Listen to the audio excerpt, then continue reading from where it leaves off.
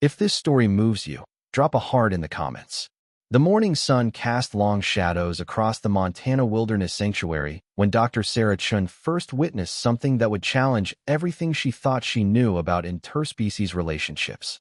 As the head veterinarian at Rocky Mountain Wildlife Rehabilitation Center, she had seen countless unusual animal behaviors over her 15-year career, but nothing had prepared her for what was unfolding in the recovery enclosure that crisp October morning.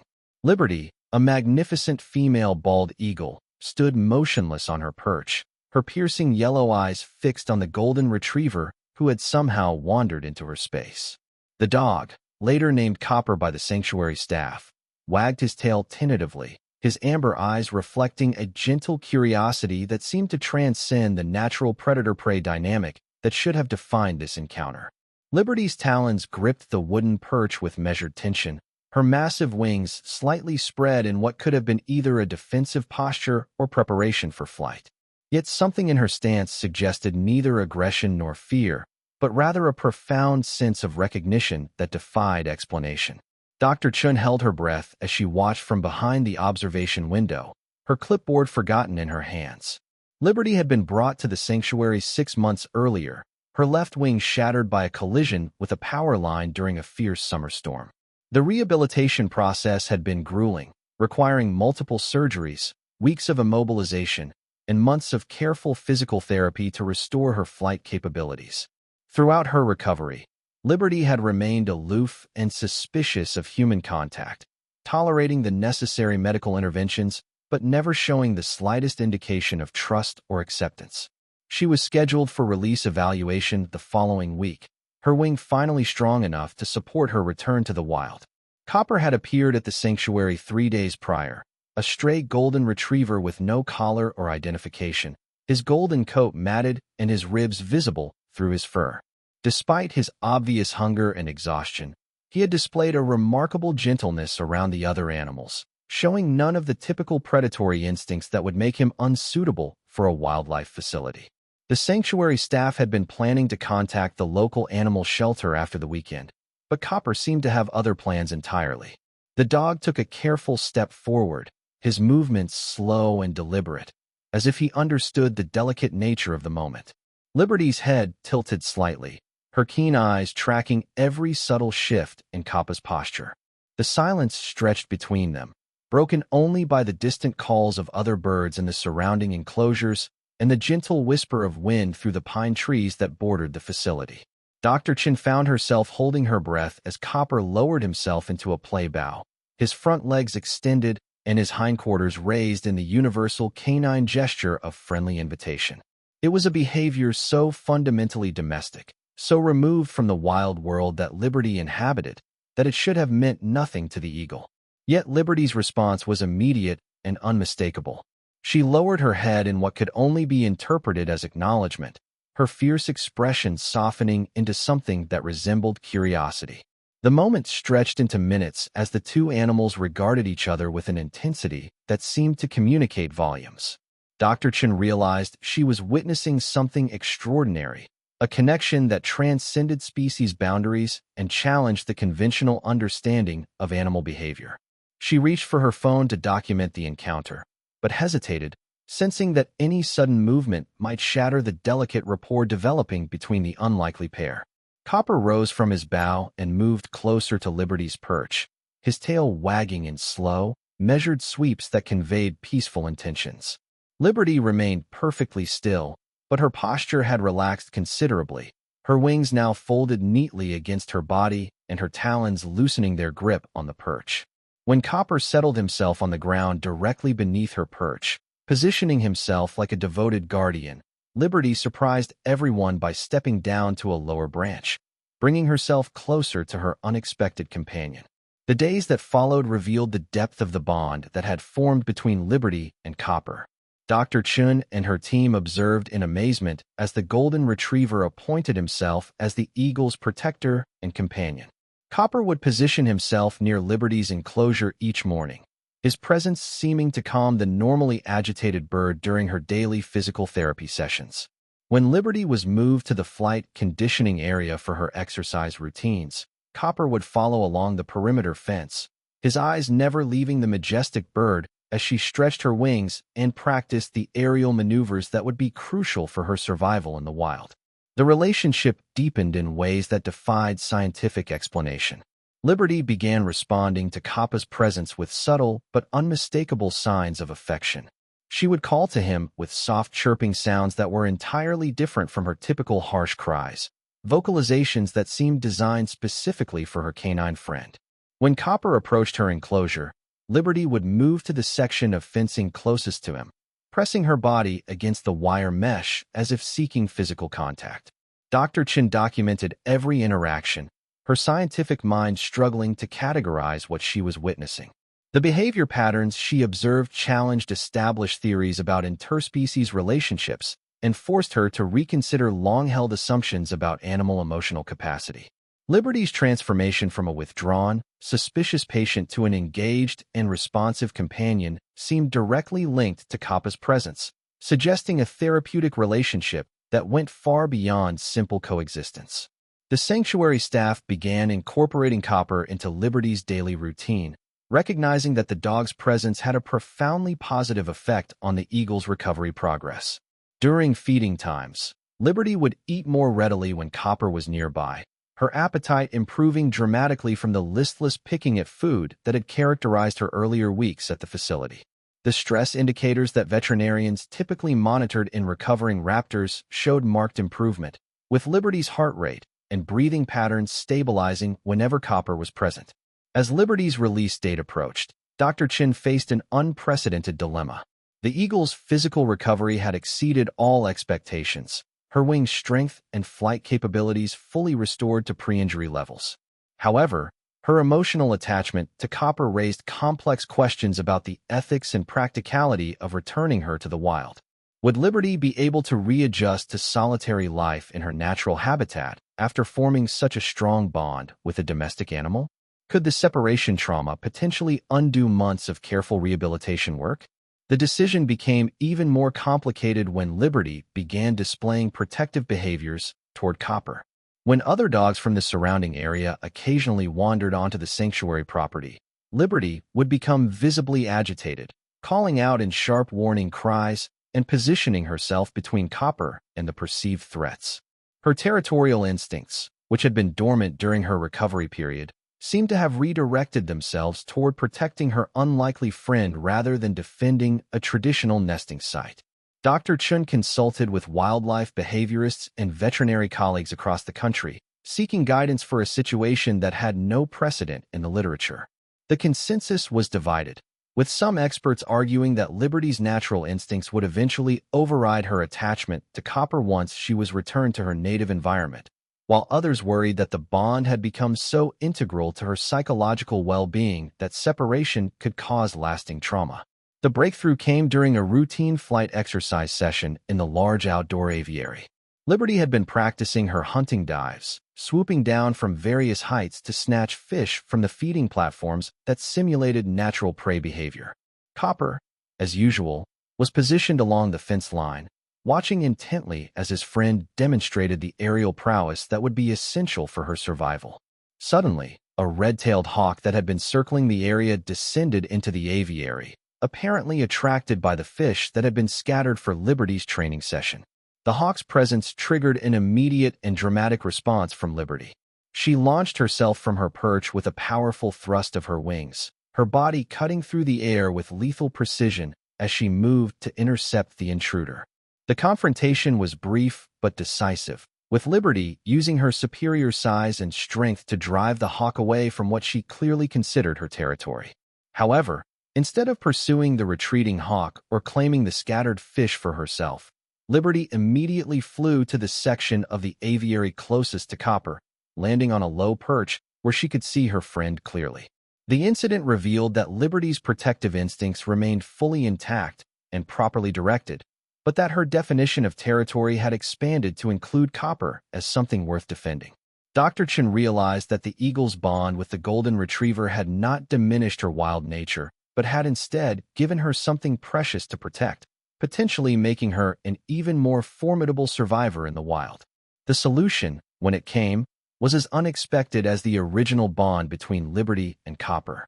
Dr. Chun proposed a gradual release program that would allow Liberty to return to the wild while maintaining the option of returning to the sanctuary if she chose. A large flight pen would be constructed in a remote section of the sanctuary property, positioned near a natural eagle habitat, but still accessible for monitoring and support. Liberty would be free to come and go as she pleased, with Copper remaining at the sanctuary as a permanent resident and emotional anchor.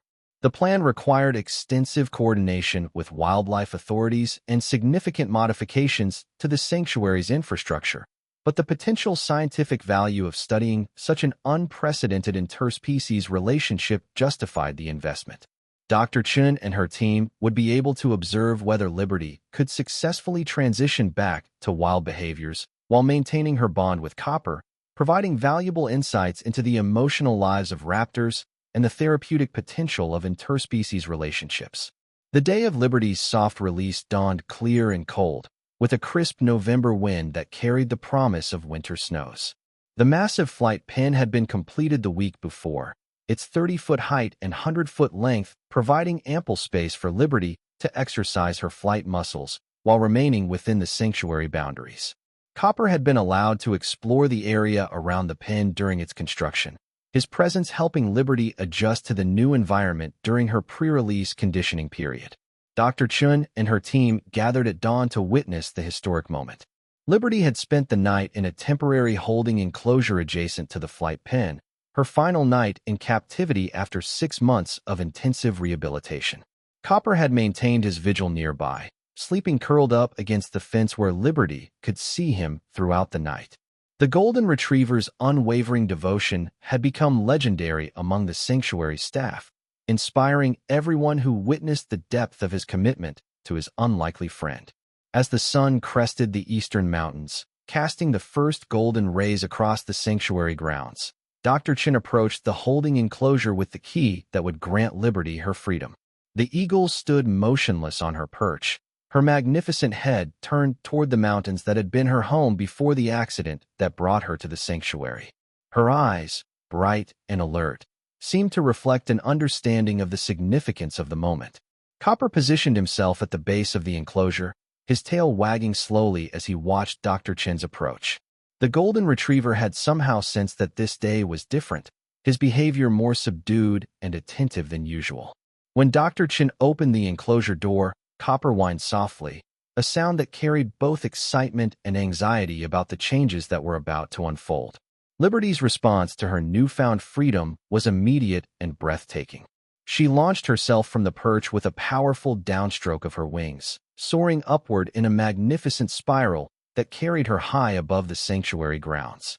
Her flight was strong and confident, showing no trace of the weakness that had characterized her early recovery period. For several minutes, she circled overhead, her keen eyes surveying the landscape that stretched out below her, reacquainting herself with the vast expanse of sky that was her natural domain. Copper watched from below, his head tilted back to track Liberty's movements, his tail wagging furiously as he witnessed his friend's triumphant return to flight. The golden retriever's joy was palpable, his entire body vibrating with excitement as he celebrated Liberty's achievement. When Liberty finally descended to land on the highest perch in the flight pen, Copper raced to the fence line, pressing his body against the wire mesh in his eagerness to be close to her. The weeks that followed revealed the remarkable success of the gradual release program. Liberty began spending increasing amounts of time outside the flight pen, exploring the surrounding wilderness and re-establishing her connection with the natural world. She would disappear for hours at a time, practicing her hunting skills and reclaiming the territorial instincts that had been dormant during her rehabilitation. However, she invariably returned to the sanctuary each evening, landing in the flight pen where Copper waited faithfully for her homecoming. The bond between Liberty and Copper evolved during this transition period, adapting to accommodate Liberty's growing independence while maintaining the emotional connection that had been so crucial to her recovery. Liberty began bringing gifts to Copper, dropping small fish and rodents near the fence line in behavior that mirrored the courtship rituals of mated eagles. The golden retriever would accept these offerings with gentle dignity, his tail wagging in appreciation for his friend's generosity. Dr. Chen documented every aspect of the relationship, her research notes filling multiple journals as she recorded the unprecedented behaviors she was witnessing. The scientific community had taken notice of the sanctuary's unique residents, with researchers from universities across the country requesting permission to observe and study the interspecies bond. The data being collected was providing new insights into animal cognition, emotional capacity, and the therapeutic potential of cross-species relationships. As winter deepened, Liberty's hunting skills sharpened to the point where she was fully capable of surviving independently in the wild. She had established a territory that encompassed several square miles of prime eagle habitat, successfully competing with other raptors for the best hunting and roosting sites.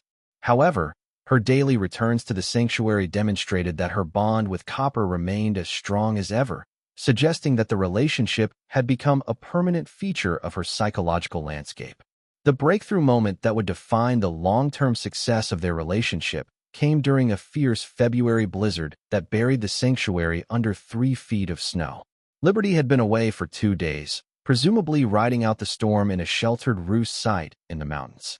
Copper had maintained his vigil at the flight pen despite the harsh conditions, the sanctuary staff bringing him inside periodically to warm up, but unable to convince him to abandon his post entirely. On the 3rd day of the storm, as the winds finally began to subside and the snow changed from a driving curtain to gentle flakes, Liberty appeared through the clearing skies like a vision from a dream. She was carrying something in her talons, struggling against the weight of her burden as she fought through the residual wind gusts to reach the sanctuary. As she drew closer, Dr. Chen realized with amazement that Liberty was carrying a large fish, a prize that represented not just her successful adaptation to wild hunting, but her continued commitment to caring for her friend. Liberty landed heavily in the flight pen, dropping the fish near the fence where Copper waited. The golden retriever's joy at his friend's safe return was overwhelming, his entire body wiggling with excitement as he pressed against the fence.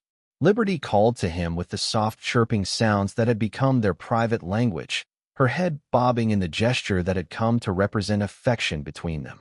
The incident marked a turning point in Dr. Chen's understanding of the relationship. Liberty's decision to share her hard-won prey during a time of scarcity demonstrated that her bond with Copper was not dependent on the security and regular feeding schedule of captivity. Even when facing the survival challenges of life in the wild, she had chosen to provide for her friend, showing a level of commitment that transcended simple companionship. As spring arrived and Liberty entered her 2nd year of freedom, the patterns of their relationship became well established. Liberty would spend her days hunting and patrolling her territory, engaging in the complex social behaviors that defined eagle society. She had been observed interacting with other eagles, both in territorial disputes and in the preliminary courtship behaviors that suggested she might eventually mate and raise young of her own.